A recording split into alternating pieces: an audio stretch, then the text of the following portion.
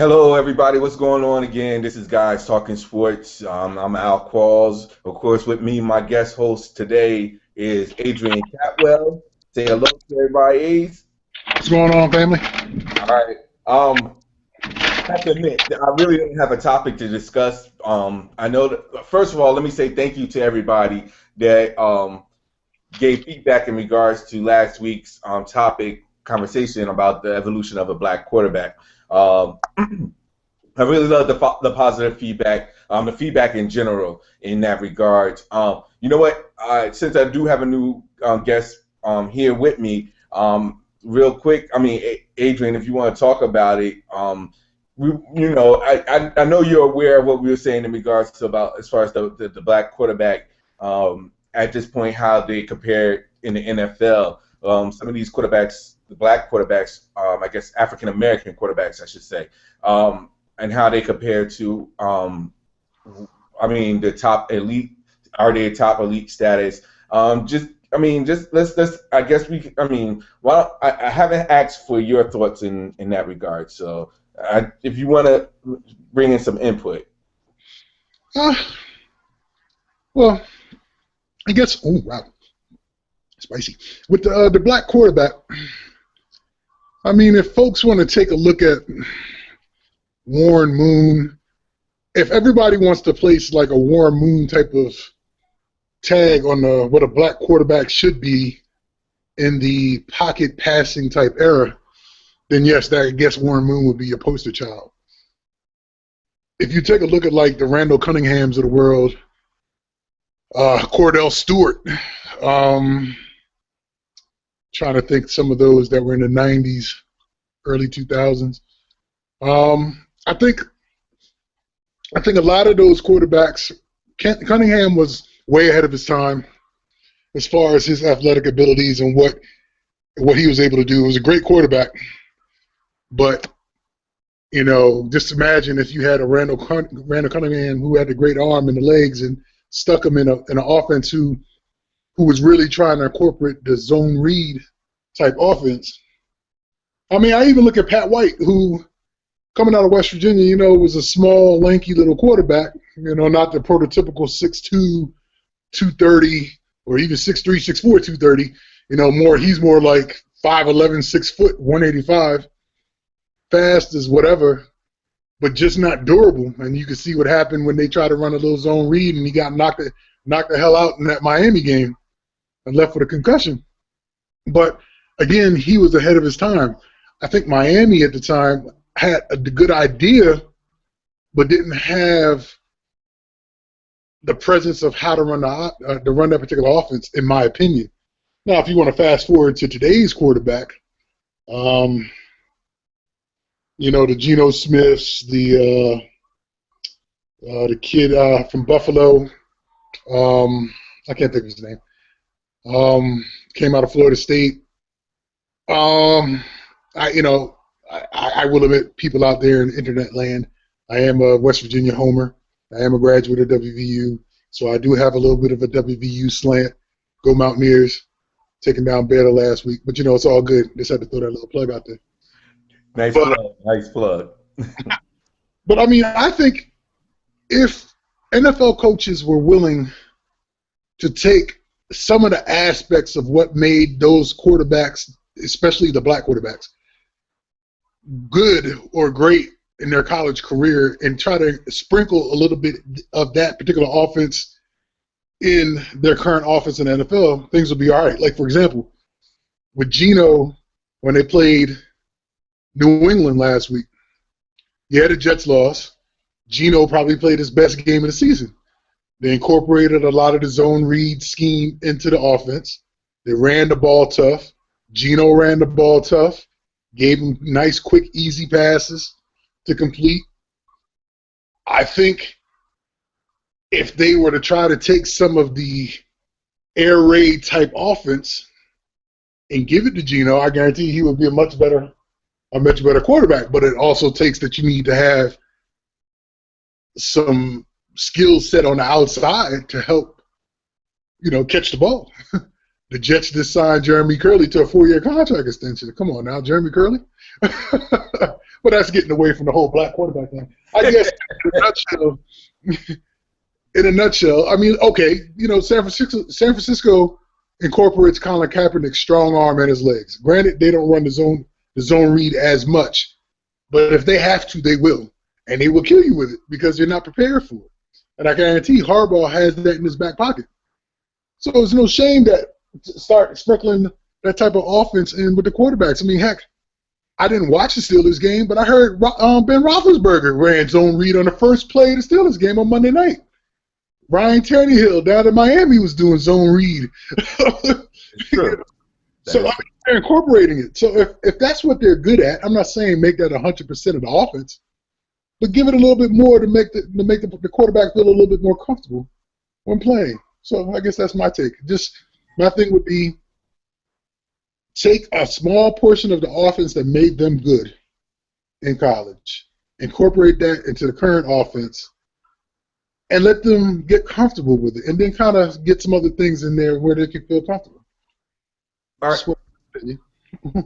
But so here's my question then. So, because I mean, what me and Earl talked about last week was the fact that wouldn't it be easier for I know that the game has to adjust to the quarterback, but wouldn't it be easier for the quarterback to adjust to the game that, helps teams win in that philosophy?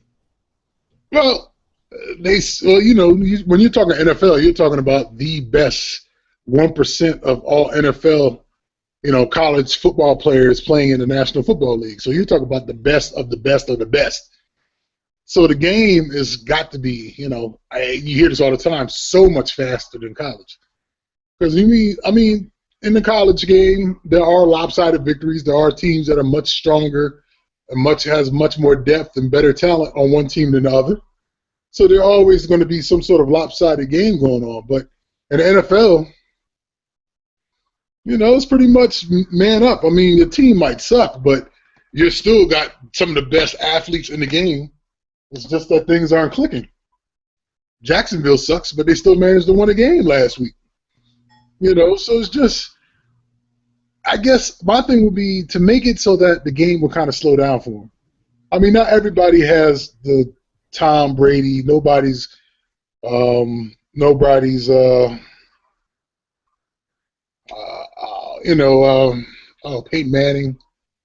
To be on that level. That's real elite. Those types of quarterbacks only come a dime a dozen.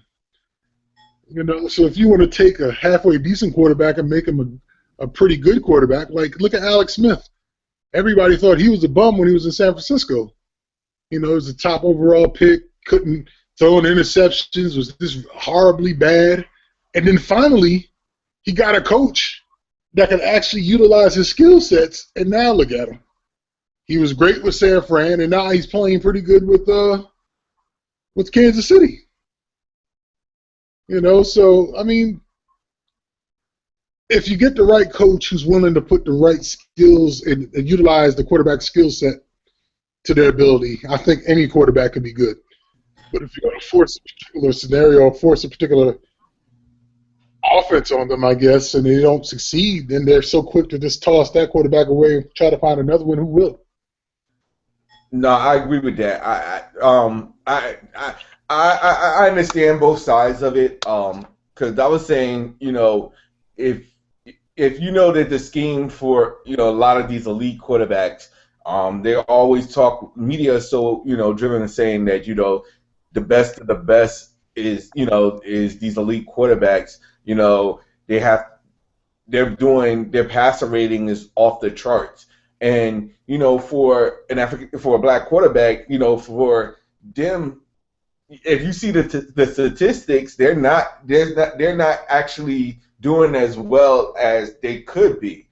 And I was saying last week, maybe instead of maybe it would be easier for them to practice more staying in the pocket when it comes to passing instead of thinking about running all the time, with built like they was doing in college. If the colleges that they choose to, maybe focus more on teaching like the fundamentals of being more of a pocket passer. Um, that would affect them, prepare them for the NFL when they get to the NFL. Yeah, but my thing is, when a kid is coming out of high school, quarterback, black, white, Hispanic, it don't matter. When a kid is coming out of high school, picking a college that he think he can excel in, he's picking that college based on the offense that the head coach is running. With that being said, a pro pocket style type of quarterback more than likely will end up picking a university or college that tends to run more of a pro style type of offense. Now, a lot of these teams nowadays in high school are running the zone read, air raid type of offenses. And if a quarterback wants to be successful, especially if he's running that sort of an offense when he's now at 13 years old and he's progressed through high school, now he's 17, 18, running zone read or running the air raid offense, he's going to pick a college that typically would run something similar to what he's played in high school, because he can continue on with that type of skill set that he's learned and develop to be a better quarterback. Now, you're in college, you're in this particular offense, you are thriving, like Mariota from Oregon. I don't think they run a zone read type of offense per se. They run a very high-octane offense that will incorporate some zone running and quick passing and such. But he's also very accurate and a very mobile quarterback. Now, with that being said, with those characteristics, and now you're starting to see teams sprinkle this zone read type of offenses in their arsenal, I'm only wondering if they're recognizing the type of quarterbacks, the top-tier quarterbacks that are coming out of college this year, are they recognizing that these college quarterbacks are now or in these particular type of offenses more so than these pro-style offenses. Because if you look at the quarterbacks who run a pro-style right now, Wisconsin, for example, they run a pro-style offense. Hell, Rutgers runs a pro-style offense. Gary Nova has been sticking up the place. Are you trying to tell me that an NFL team is gonna take a chance on drafting Nova because he runs pro-style and they run a pro-style in the pros as well? No. Yeah. I mean, these pro teams are picking these quarterbacks running off of these air raids, these zone reads, and then they're trying to convert them into West Coast offense type quarterbacks, pro styles, 3-step, 5-step, 7-step offensive quarterbacks. And these weren't what they were doing for the past 4 or possibly 8 years prior to. So now you're asking them to come into the NFL. You want them to start as a rookie. But here's my question though. Like you said, like these colleges right now, they, the NFL, you already know that the West Coast offense, for example, is one of the premier offensive schemes in the NFL. So if I'm a college coach, I mean, I want to say, hey, look, that's something I want to incorporate into my system. It's a lot of positives from that, because you'll get whatever kid you bring in, you could groom that person to be a ready NFL player once he leaves and goes to the NFL. Not only that, you can recruit more kids that want to play in the NFL. They say, hey, look, you follow my scheme, you'll be primed for the NFL down the road. Like, it would benefit both sides I understand about the read option, but I mean, that's not really. I mean, it's being used now, but it's not like really the prime offense where a lot of NFL teams is using it on a day-to-day basis. A lot of teams are trying to incorporate the West Coast offense. Yeah, I agree. I again, and I apologize, folks out there, when I revert back to West Virginia, but again, I am a homer, so I am putting that disclaimer out there.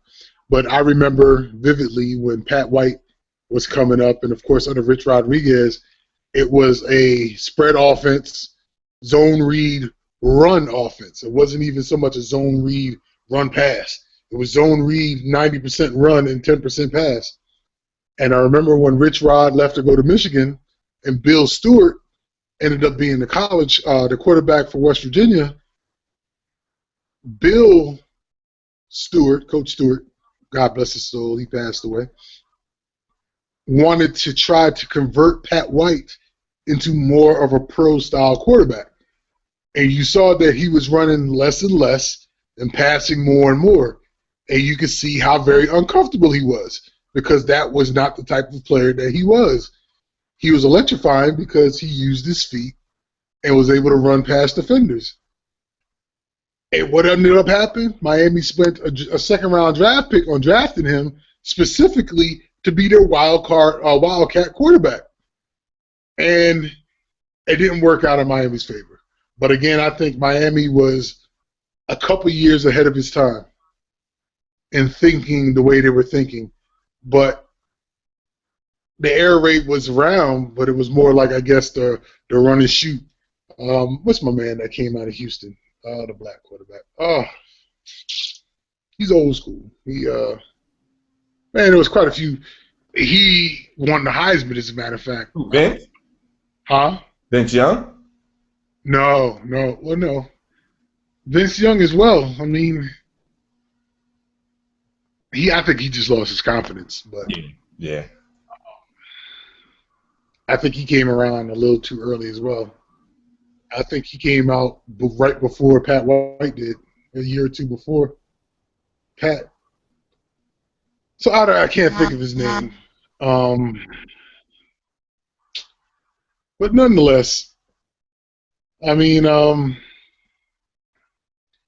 wish I knew of a way to say that these offensive gurus in the NFL can kind of work these type of quarterbacks into their system and make them successful. But I guess they say that, defensive coordinators can game plan for read option and all these type of things. Yeah, you could have the best defensive game player in the world, but if your defensive players that are out there aren't disciplined, you can't stop the zone read. That is true. It's the game. It's the players. So I do think that the zone read is here to stay. I think that it adds an added element. Like, for example, folks are looking at the Redskins this year, and they're like, okay, Alfred Morris is having a crappy year because he's not running the ball right. And the reason is because Alfred Morris is now having to run the ball minus the zone read. When you have Griffin back there to give that hint of pulling the ball out and running the ball themselves, it makes the DNs and the linebackers honest, because now they have to be mindful that we can't just crash in on the running back because RG3 might take the ball and run on the outside. Yeah, I think with Alfred Morris, RG3 was definitely the best compliment for him, because basically it was a choose between which one was going to eventually run the ball. So, and that's my point. And because of that, So with that being said, you can only wonder if RG3 was healthy, would Alfred Morris be having a better year? Well, I guess we'll find out how well Alfred Morris runs the ball once RG3 comes back. But that's whether here. I still think more and more black QBs coming out of high school are going to these major colleges. Look at Clemson, for example. Clemson is starting a true freshman black quarterback, and he's pretty good. We all know about the Jameis Winstons. Um, Look at the quarterback from Mississippi State, black. Uh, who else? I think the quarterback from Auburn is black. Um, Rutgers got a Hispanic quarterback. I'm just trying to think of the ones off the top of my head. Ohio State. Braxton Miller goes down. The backup quarterback is black. Okay. Yeah. Michigan's quarterback is black. Granted, Devin Gardner is not all that great, but he is black. We're looking at all these high-profile universities that have black quarterbacks, and it just makes you wonder. There's only so many white quarterbacks out there, but the ones that are putting in work and doing great things are the black or of some other race other than white. Marcus Mariota is not white. He's Samoan.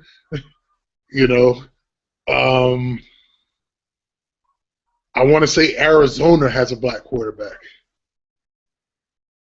I'm just trying to think off the top of my head. Now, the Big 12 is something different. The Big 12 has a ton of white quarterbacks, except for Kansas, and they kind of stink. Kind of. That gets my point. There is a ton of black QBs that are running some sort of zone read or some sort of air raid or some sort of high octane offense out there, and it's a lot more black quarterbacks starting now than I could say 10 years ago. That is true. And the more that high schools are seeing what these colleges are doing and having all these high-profile offenses, now the high schools are emulating what the colleges are doing because it generates points, it's more action versus the whole pro style, have your fullback, your running back, tight end, 2 wide receivers, and you run I-32 dive, and the running back is going through the B gap.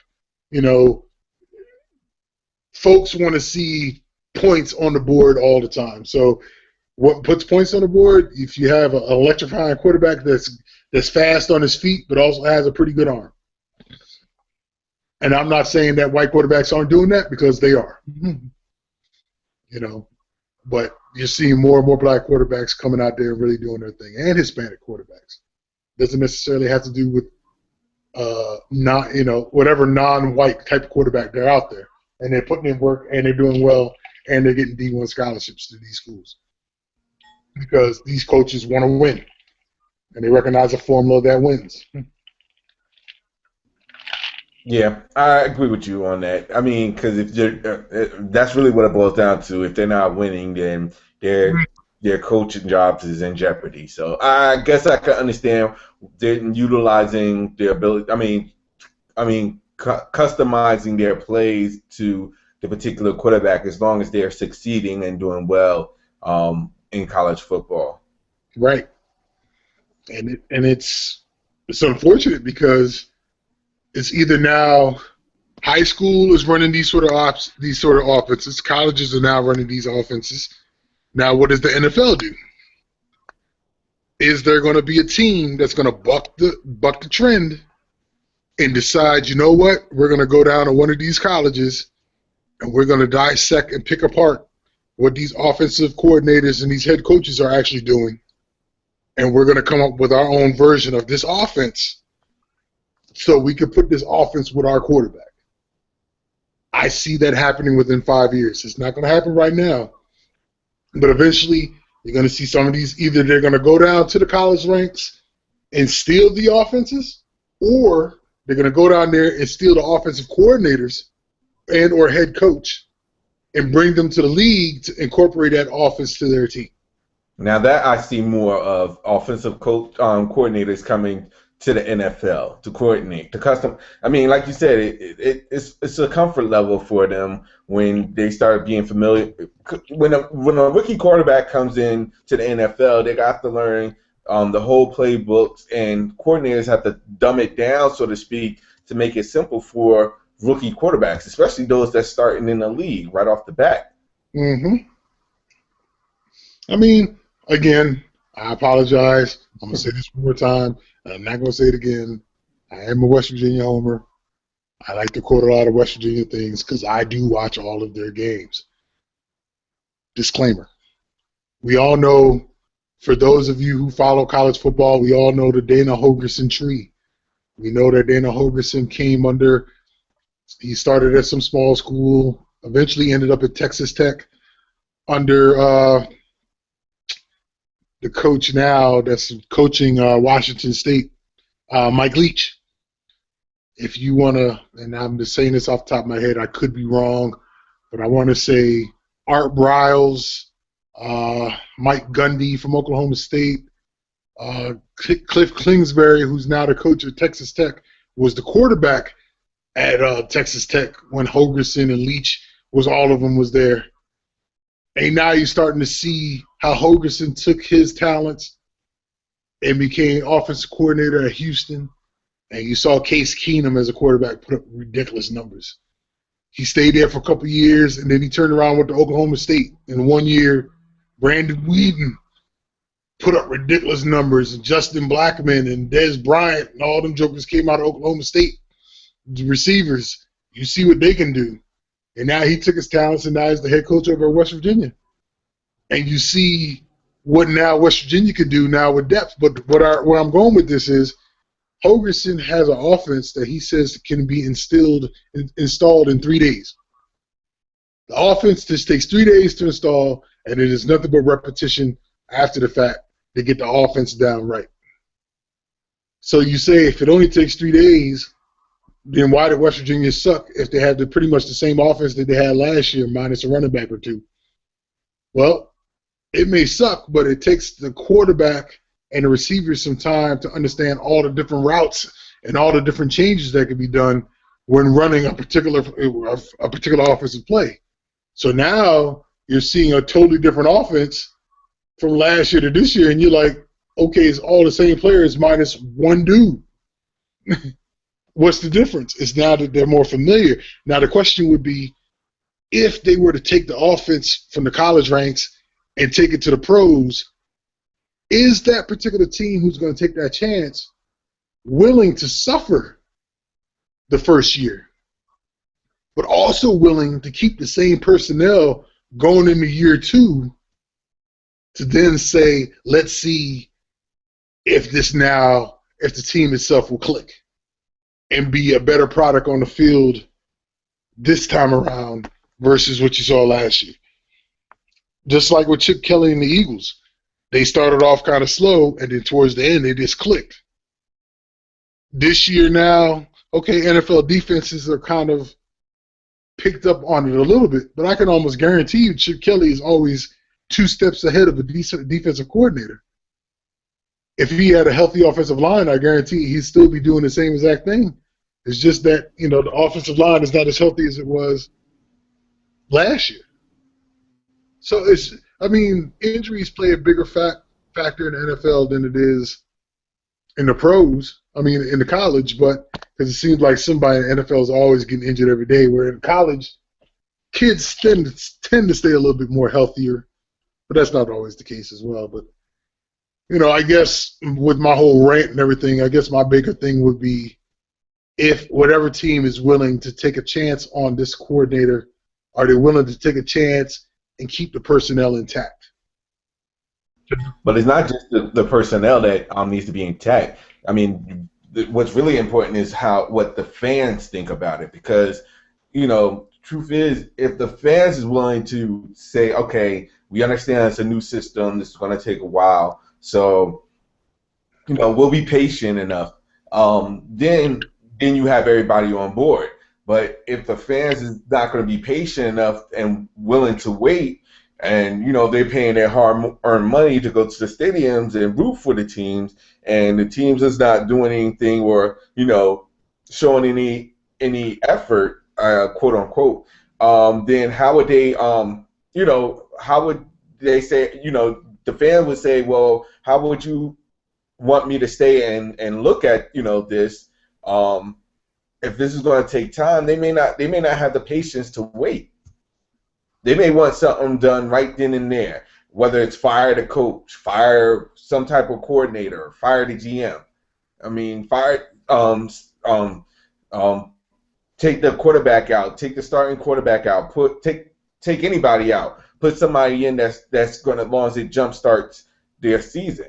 So I think the fans has to be patient as well. As you know, if the personnel can be patient, that's fine. That's one thing. Even if the GM tells them you have to be patient and wait, but the fans has to be on board with that as well. I agree.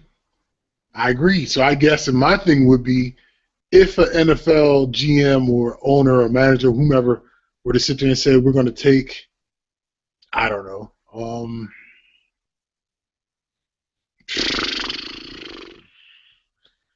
we're going to take Ohio State's offensive coordinator, and we're going to take, add him to the Browns, and we want to incorporate Ohio State's offense into the Cleveland Browns. See how it would work out. Is the franchise in itself willing to give this coordinator 3 years?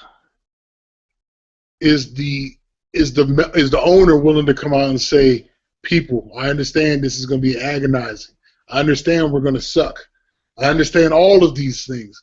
Be patient. I have a vision. I have a plan. I believe this can work. And make it so that that scenario can come to fruition, and it plays out in their favor. Is it worth it? Everybody has that win now mentality, and I think that's what really kind of messes everything up. Not every market is New York. It seems like it's only the New York teams that have this win at all costs mentality, in LA. You have other franchises that are willing to build and wait and tough it out and see how things respond. But, what can you say? No, I definitely agree with that. The big media teams, the big city teams, they had that win now approach. And with the smaller market teams, you can see that they don't need to take much.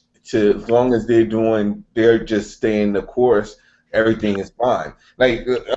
Case in point, the Kansas City Royals. They're not utilizing a lot they're just staying their course, get hot at the right time.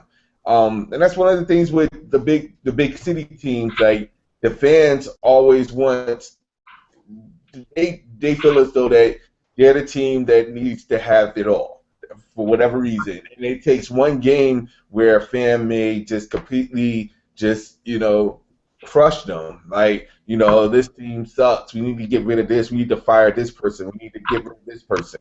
And it seems as though it's all the big city teams that are saying that. Yeah. I agree. So, if they can get over their big heads.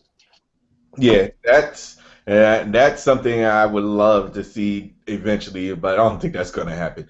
I don't think that is actually going to happen. But I guess that's something that we could continue more about. Maybe that'll be a topic. How relevant are the fans in these cities, and can they be patient? Can they be actually say, okay, I know this is a growing process, and I understand that this is going to take time. I can understand that. I mean, a perfect example is since you was throwing disclaimers, but let's say, for example, because with the New York Giants, they learned a whole new offense, but it's not even past halfway through the season, and people was already calling, hey, these people need to be fired. This person they got to get it together. The defense sucks. The offensive line sucks. It's a learning process, and it's going to take time. I agree. And player will tell you that. Yeah, I agree. But that's the mentality. Jokers just don't have don't have the patience to sit there and give it a chance and wait it out. If they knew how to wait and give things a chance, things wouldn't be so bad. But then you're also talking about New York too. So That is true. That is true. That is true. But I know we could go on and continue talking about it more and more, but we'll probably save it for next week's episode. So cool. Cool. All right. I would like to thank my guest, and guest host, Adrian Catwell, for stopping by. Giving us his info, insight about football and NFL in general. Man, I really appreciate it. Oh, no problem. Anytime. All right. For everybody else, you can catch Guys Talking Sports every Wednesday or Thursday around 9 o'clock. You can catch me out. I'll send links out so you can check it out where we are on live. You can also check it on iTunes. I posted last week's episode, and I will post this one sometime around the same time. So you can subscribe on iTunes. You can subscribe on YouTube as well. There's a little link on the YouTube account where you can subscribe. Any questions, comments, please post them on Twitter. You see my handle. If not, is at IAMALQUARLES. Again, also you can catch me on Google Plus. I'm on there. I'm on Twitter a lot more now. I just sent the links out to everybody, so please check it out. Like us, comment us. If you have any questions, any comments, please feel free to send it. Next time I'll probably start the Q&A session for next week's show. Again, catch us on Guys Talking Sports on podcast. I have the links out for that on iTunes as well. Don't forget to check it out there. Okay, this is Al Calls, Guys Talking Sports, Adrian Catwell. Say what's up. Say bye. What up? You guys have a great night. You guys have a great night. And again, I'll talk to y'all later. One.